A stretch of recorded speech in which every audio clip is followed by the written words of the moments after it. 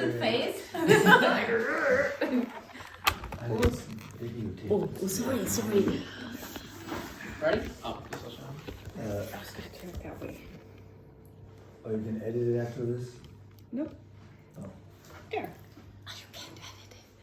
Hello, I am Jonathan Vanderberg, and today I would like to tell you all about Manu Ginobili, who he is, what he did, and what he's doing now, and why he's one of my favorite basketball players of all time. So he grew up in Argentina, where he played basketball like all day, every day with his brother, and his dad was their coach. And then once he became a late teenager, he went over to Italy and started playing professional over there in 1998 and 1999. And then he transferred to a higher league in Italy called Kinder Bologna. And there, once he was there, he only played with them for 2 years from 2001 and 2002. But in those 2 years, he won the Italian championship twice, the EuroLeague championship, which is like all of Europe in one big tournament, the EuroLeague MVP, and then their finals MVP, so he was like the MVP of the tournament also. And so in 2 years, he became one of their best players ever. And then before that, backtrack to 1999 a little bit, he was drafted by the San Antonio Spurs with the 57th pick, which is like pretty much the last pick. So he had like one shot or barely made it in. And then, so they drafted him and they called him, and he was asleep when they called him because he was still in Italy, and they had drafted him, and they were like, wait a minute, I'm going to the NBA? Oh, I made it, yes. So then in 2003, once he was done with his playing in the EuroLeague, he went over to the Spurs. And in his first year, they won a championship. And then even the next year, he's playing in the Olympics for Argentina, and he wins the gold medal for basketball.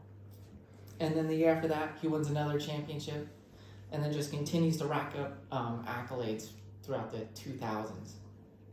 And in that time, this is what I like about him most of all, is he was coming off the bench, so he wasn't like starting all that much, and all the analysis people for like NBA and other companies like ESPN and TNT were like, he needs to be starting, and he's so talented that he should just start. And he and the Spurs were like, he thought he should come off the bench because it made them better.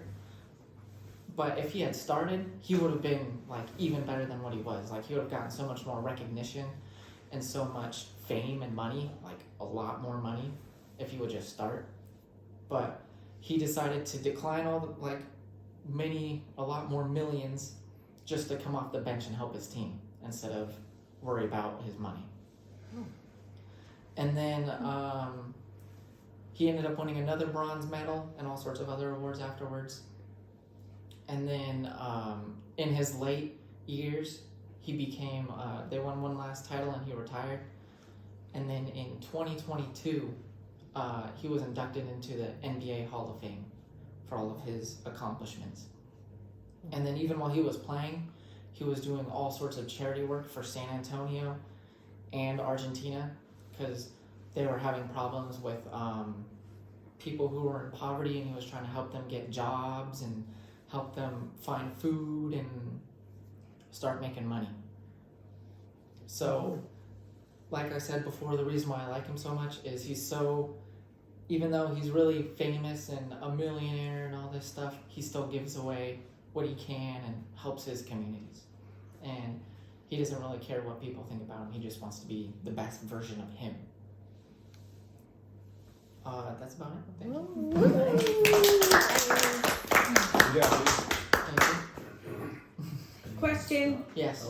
Is that why you have all your Spurs attire on? I was thinking that's the hat, right? That's good. Good? Spurs. Yeah.